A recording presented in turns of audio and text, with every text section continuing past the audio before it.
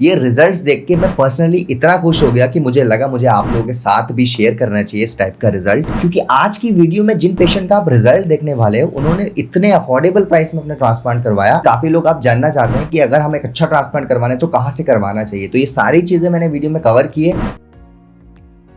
Hey guys, welcome back to this channel। कैसे हैं आप सभी? उम्मीद करता हूँ बहुत ही ज्यादा बेटर होंगे। आज की वीडियो एक लीजेंडरी चेंज के बारे में है जिसके रिजल्ट आपको शॉक और आपके फेस पे एक बड़ी सी स्माइल ले आएंगे। ये रिजल्ट्स देख के मैं पर्सनली इतना खुश हो गया कि मुझे लगा मुझे आप लोगों के साथ भी शेयर करना चाहिए इस टाइप का रिजल्ट। तो इसीलिए वीडियो को स्टार्टिंग से लेके एंड तक देखिएगा। वीडियो में कुछ भी मिस मत करिएगा, क्योंकि अगर नजर हटी तो आप एक रियल ट्रांसफॉर्मेशन और ट्रांसफॉर्मेशन के बीच आई कुछ इंपॉर्टेंट बातों को हो सकता है मिस कर दो। क्योंकि आज की वीडियो में जिन पेशेंट का आप रिजल्ट देखने वाले हो उन्होंने इतने अफोर्डेबल प्राइस में अपना ट्रांसप्लांट करवाया, और सबसे बड़ी बात इतने ज्यादा बॉल्डनेस के बावजूद भी जो उनका रिजल्ट आया है, जो उनकी हेयर लाइन आई है, वो बहुत ही ज्यादा इंप्रेसिव है। तो आज की वीडियो काफी ज्यादा इंटरेस्टिंग होने वाली है। वीडियो में हम कॉस्टिंग के बारे में डिस्कस करने वाले हैं, नंबर ऑफ ग्राफ्ट के बारे में डिस्कस करने वाले, कहां से ट्रांसप्लांट कराया, यस ये भी हम आपको बताने वाले हैं कि कहां से उन्होंने ट्रांसप्लांटेशन करवाया, क्योंकि काफी लोग आप जानना चाहते हैं कि अगर हम एक अच्छा ट्रांसप्लांट करवाने तो कहां से करवाना चाहिए। तो ये सारी चीजें मैंने वीडियो में कवर की है। दोस्तों वीडियो स्टार्ट करते हैं,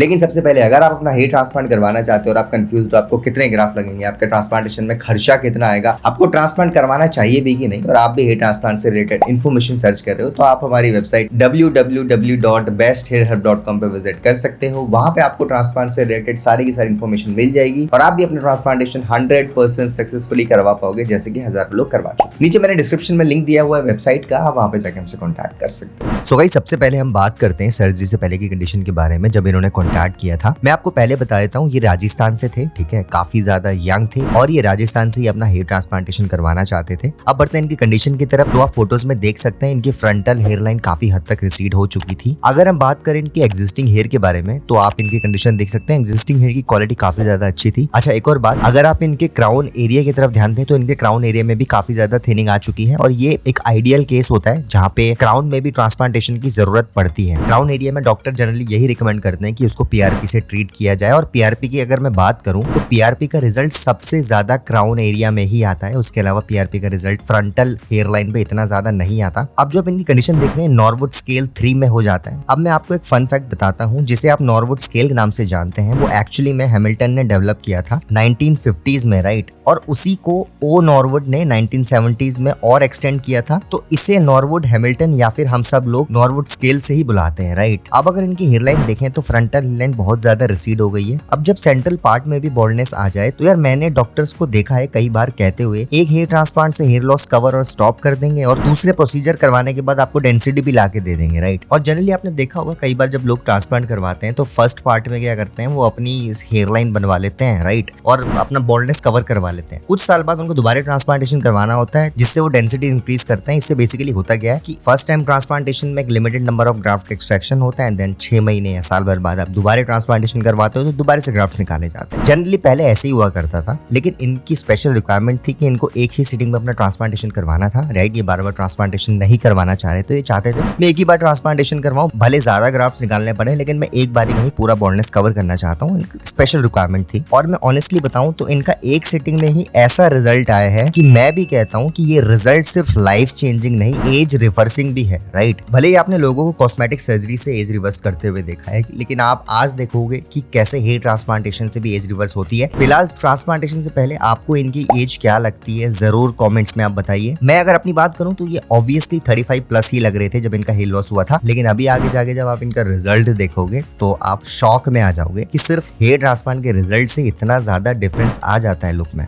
अब जैसे कि मैंने आपको बताया कि इन्होंने जयपुर के एक बहुत अच्छे क्लिनिक से अपना ट्रांसप्लांटेशन करवाया, और अगर हम बात करें ट्रांसप्लांटेशन के बाद की कंडीशन के बारे में, तो आप देख सकते हैं एफयूई टेक्निक से ट्रांसप्लांटेशन हुआ है। इनफैक्ट इंटरलॉकिंग एफयूई टेक्निक से ट्रांसप्लांटेशन हुआ है, राइट। अगर आप ग्राफ्ट्स को देखेंगे तो काफी अच्छी तरीके से ग्राफ्ट का प्लेसमेंट किया गया है। फ्रंटल हेयर लाइन में सिर्फ सिंगल हेयर फॉलिकल लगे हैं। अच्छा, इनकी टेम्पल क्रिएशन इतनी ज्यादा रिक्वायरमेंट नहीं थी, इन्होंने इंसिस्ट भी नहीं किया, लेकिन इनके फेशियल फ्रेमिंग को इंप्रूव करने के लिए डॉक्टर्स ने इनके टेम्पल भी क्रिएट किए गए। आप देखिए टेम्पल क्रिएशन काफी अच्छी तरीके से हुआ है, और टेम्पल्स में बहुत पतले पतले बाल लगाए गए हैं ताकि फ्यूचर में जब रिजल्ट आए तो बहुत नेचुरल लगे, राइट। अब जैसे कि मैंने स्टार्टिंग में बताया था, इनके क्राउन में भी थिनिंग आ गई थी और ये परफेक्ट कैंडिडेट थे क्राउन हेयर ट्रांसप्लांट के, तो इनके क्राउन में भी कुछ ग्राफ्ट्स को लगाया गया। अब आगे जाके हम देखेंगे कि क्राउन में रिजल्ट आता है कि नहीं। अब इनकी फोटोज में अगर आप ध्यान दें तो ग्राफ्ट का जो प्लेसमेंट हुआ है ना, इम्प्लांटेशन, वो सेम डायरेक्शन में हुआ है, उसी डायरेक्शन में जिस डायरेक्शन में इनके ऑलरेडी एग्जिस्टिंग हेयर है। इससे दो बेनिफिट होते हैं। नंबर 1 कि आपके जो ग्राफ्ट्स हैं वो अच्छे से प्रिजर्व होंगे जब उन्हें अप्रोप्रिएट लेंथ पे इम्पैक्ट किया जाएगा, राइट। सेकेंडली, और जो ट्रांसप्लांटेड ग्राफ्ट्स हैं जिन्हें इस प्लानिंग के साथ में इम्प्लांट नहीं किया जाता और वो हेयर रिग्रोथ की जगह हेयर लॉस में कन्वर्ट हो जाते हैं, लेकिन वो इस प्रोसीजर में बिल्कुल नहीं होगा अगर आपने सेम डायरेक्शन में ग्राफ्ट को इम्प्लांट किया गया है तो।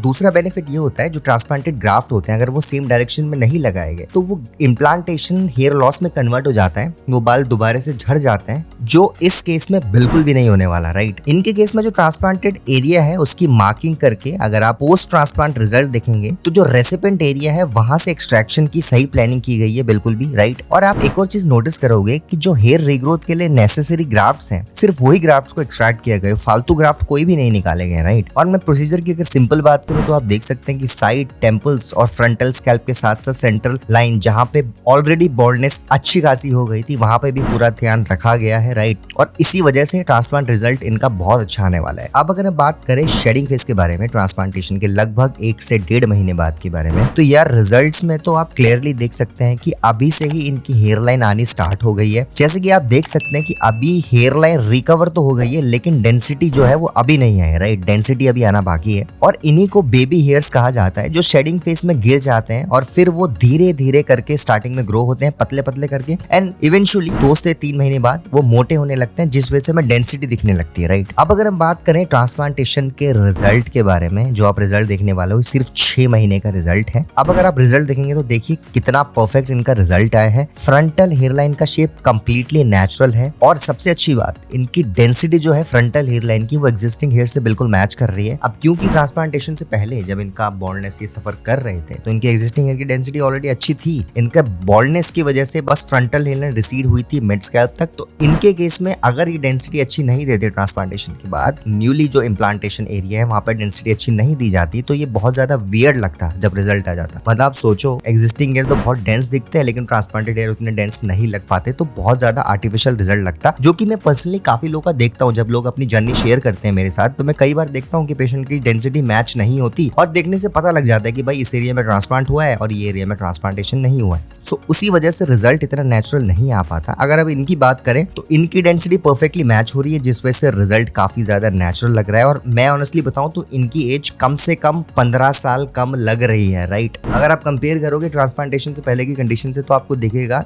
एज में कितना डिफरेंस आ गया, राइट। हेयर की लेंथ भी अगर आप देख सकते हैं तो इन्होंने रिलेटिवली लॉन्ग ही रखी है। ऐसा कुछ नहीं है कि ट्रांसप्लांट के बाद हमें छोटे ही बाल रखने पड़ते हैं। अगर आप लंबे रखना चाहो आप लंबे भी रख सकते हो, राइट। मैंने काफी लोगों को देखा है जो ट्रांसप्लांटेशन के बाद बहुत ज्यादा लंबे बाल रखते हैं, राइट, और उससे कोई भी फर्क नहीं पड़ता। चलो अब टेम्पल्स की तरफ ध्यान दें तो टेम्पल्स आप देखिए बहुत ज्यादा नेचुरल लग रहे हैं। जैसे मैंने आपको बताया था शुरुआत में, टेम्पल्स में बहुत पतले पतले बाल लगाए गए थे सही डायरेक्शन और एंगल में, जिस वजह से आप देख सकते हैं टेम्पल्स बहुत ज्यादा नेचुरल लग रहे हैं। पर टेम्पल आप मानो ना मानो एक हेयर ट्रांसप्लांट रिजल्ट में 4 चांद लगा देते हैं, ठीक है। अगर आपका रिजल्ट बहुत अच्छा है, डेंसिटी बहुत अच्छी है, टेम्पल्स नेचुरल नहीं लग रहे हैं तो रिजल्ट आर्टिफिशियल लगेगा। तो इसीलिए बोला जाता है टेम्पल्स में एंगुलेशन और डायरेक्शन का बहुत ज्यादा इंपॉर्टेंट रोल होता है। अगर ये 2 चीजें अच्छे से नहीं की तो आपका रिजल्ट नहीं आने वाला नेचुरल, राइट। और अभी मैं आपको बताऊं ना तो ये सिर्फ 70% रिजल्ट है 6 महीने का। अभी भी इनका 30% रिजल्ट आना बाकी है। डेंसिटी अभी इंक्रीज होनी बाकी है, अभी और इंक्रीज होगी डेंसिटी। आगे जाके मैं वीडियो बनाऊंगा इनके फाइनल रिजल्ट पे भी, लेकिन फिलहाल 6 महीने के हिसाब से बहुत अच्छा रिजल्ट आया है। और ऐसे ही रिजल्ट मैं खुद भी बेस्ट हेयर ट्रांसप्लांट से एक्सपेक्ट करता हूँ, राइट। और ये अच्छा रिजल्ट सिर्फ डॉक्टर्स और प्रोसीजर से नहीं आया, इन्होंने खुद को भी काम रखा, बहुत ज्यादा पेशेंटलेस नहीं हुए, बहुत ज्यादा इम्पेशेंट्स नहीं हुए, और इसी वजह से इनका रिजल्ट इतना ज्यादा नेचुरल है, राइट। तो गाइस ये थी आज की वीडियो। उम्मीद करता हूँ आपको आज की वीडियो पसंद आई होगी। अगर आपको आज की वीडियो पसंद आई तो हमारी वीडियो को लाइक करिए, अपने फ्रेंड्स के साथ ज्यादा से ज्यादा शेयर करिए, एंड अगर आप फर्स्ट टाइम चैनल में आ रहे हैं तो चैनल को सब्सक्राइब कर दीजिए। आने वाले टाइम में बहुत सारी ऐसी वीडियोस लाने वाले हैं जिनकी नोटिफिकेशन डायरेक्टली आपके फोन में पहुंच जाएगी। Thank you so much for watching guys.